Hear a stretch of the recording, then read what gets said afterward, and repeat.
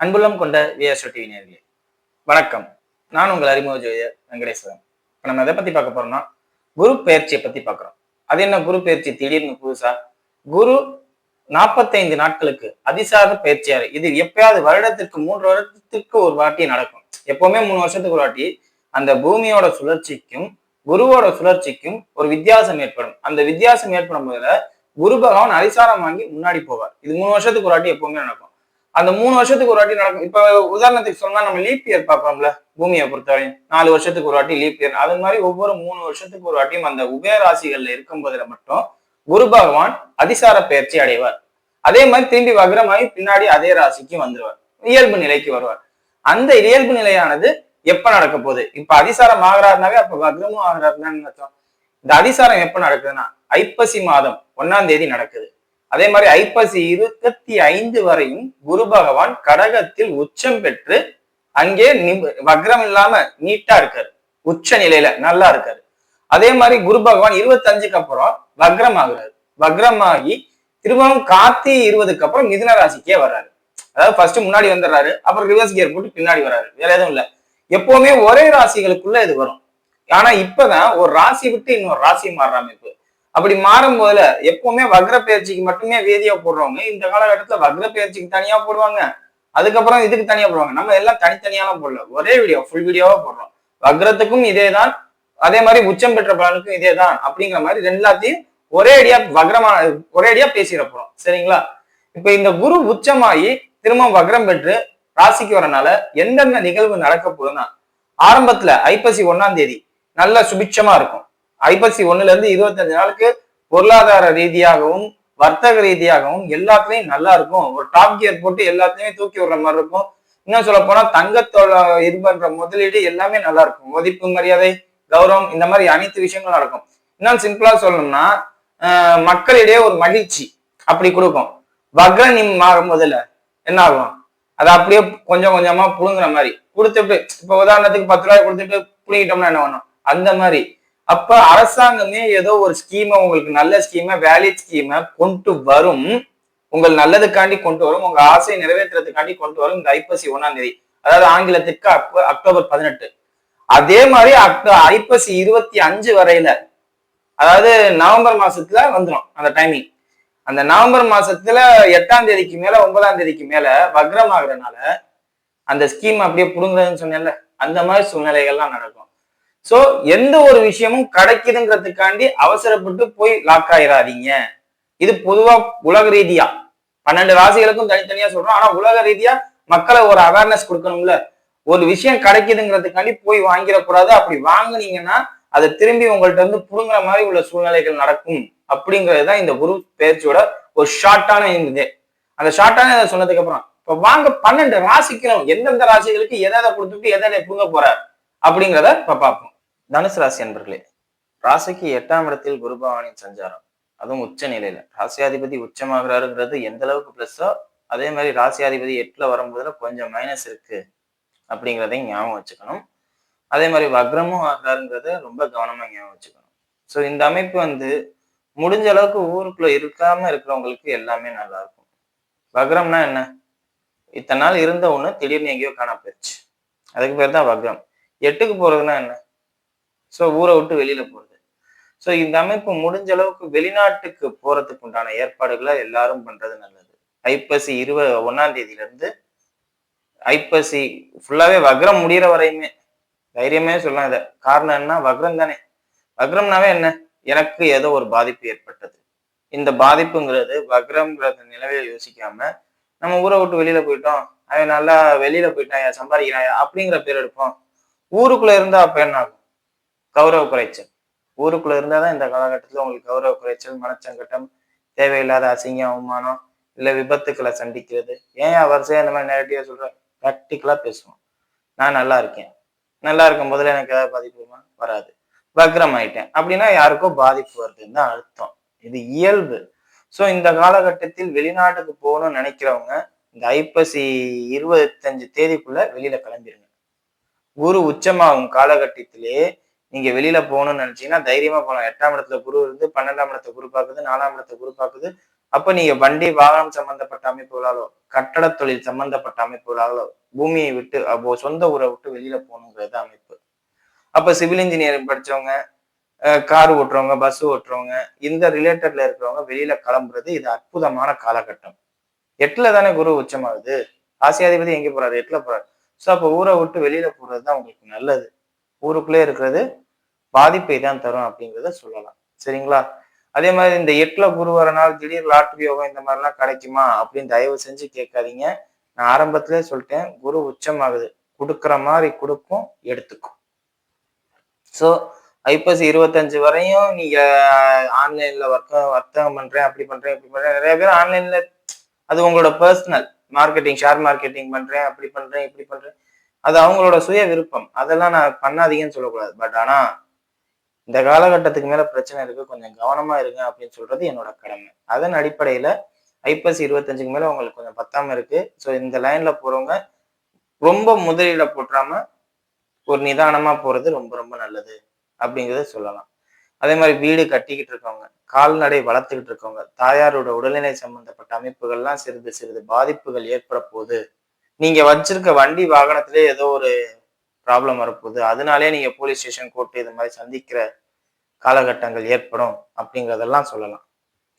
So இதெல்லாம் பார்த்துக்குங்க. படிக்கிற மாணவர் படிப்புல இந்த காலகட்டத்துல தடை ஏற்படுறதுக்கு வாய்ப்பு இருக்கு. ஸ்கூலுக்கு போக மாட்டேன்னு சொல்ற அளவுக்கு சூழ்நிலை. இல்ல எதிர்பாலினங்களாலே பிரச்சனை. ஏங்க 15 வயசு பையனுக்கு எப்படிங்க எதிர்பாலின பிரச்சனை வரும்? வரலாம். 8ல் குரு உச்சம்.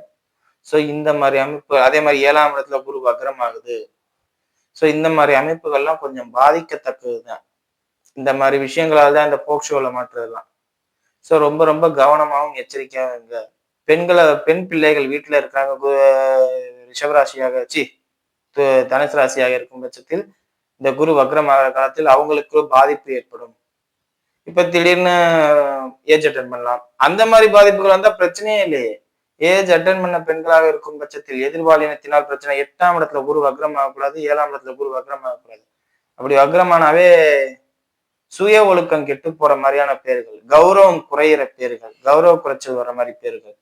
சோ கொஞ்சம் பக்குவமா எடுத்து சொல்லி இந்த மாதிரி எல்லாம் சூழ்நிலைகள் இருக்கும். வயசுக்கு அந்த மெச்சூரிட்டி வந்துருச்சுனாவே எல்லாமே புரிஞ்சுக்கும். புரிதல் நீங்க கொடுக்கணும்.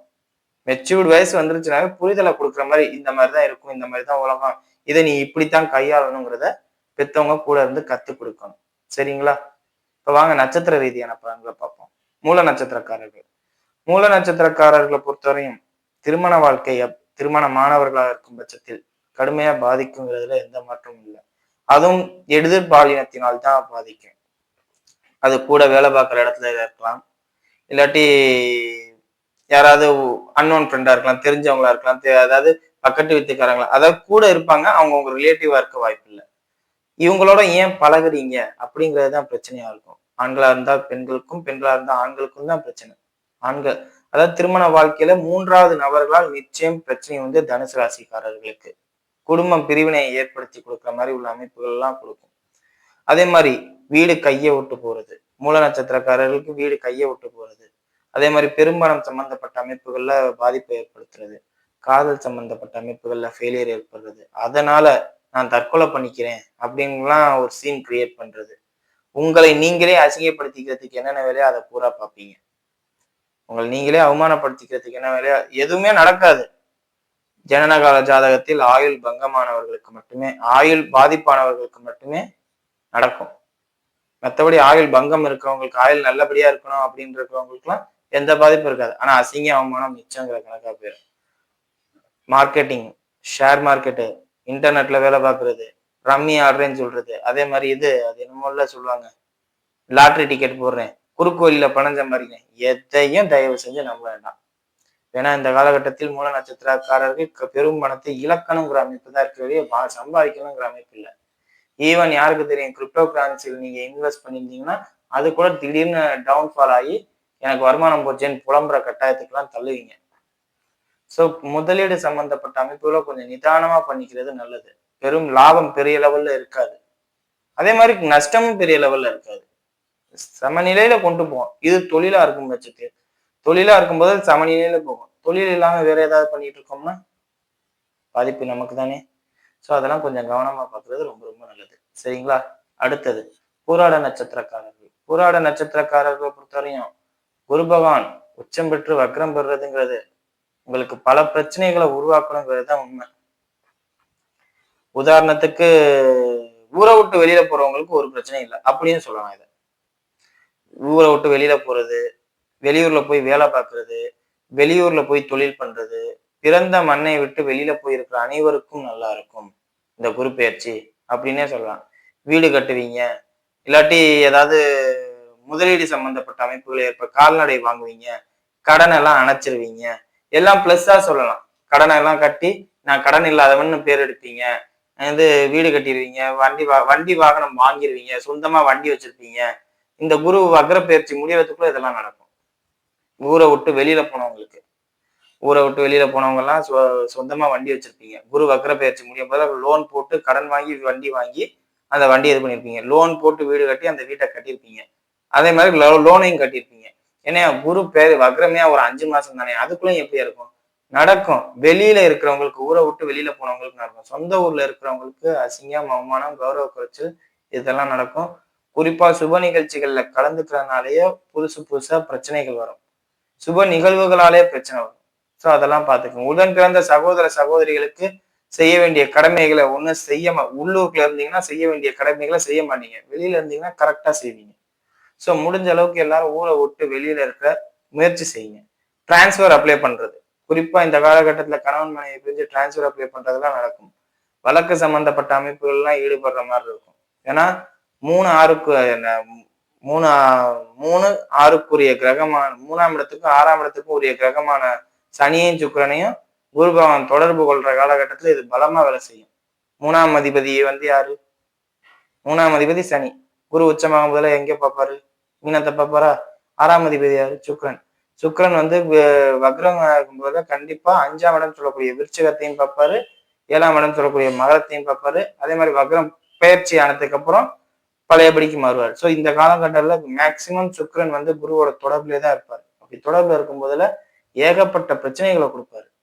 ஏன் வக்ரமாயி குரு தொடர்பு கொண்டா பிரச்சனை தான், அக்செப்ட் பண்ணிக்கணும். நீங்களே வாலண்டியரா போய் ஒவ்வொன்றையும் உழுதுவீங்க, வாலண்டியரா போய் பிரச்சனை பண்ணுவீங்க.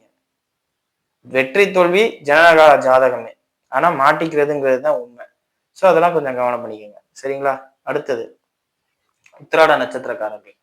உத்திராட நட்சத்திரக்காரர்களை பொறுத்தவரை நட்சத்திராதிபதி சூரியன் வந்து மாசம் மாசம் சுத்திக்கிட்டே இருக்கிறவரு. அதே மாதிரி குருவுக்கு நண்பன் அப்படின்னு நினைக்கிற கிரகங்கிறனால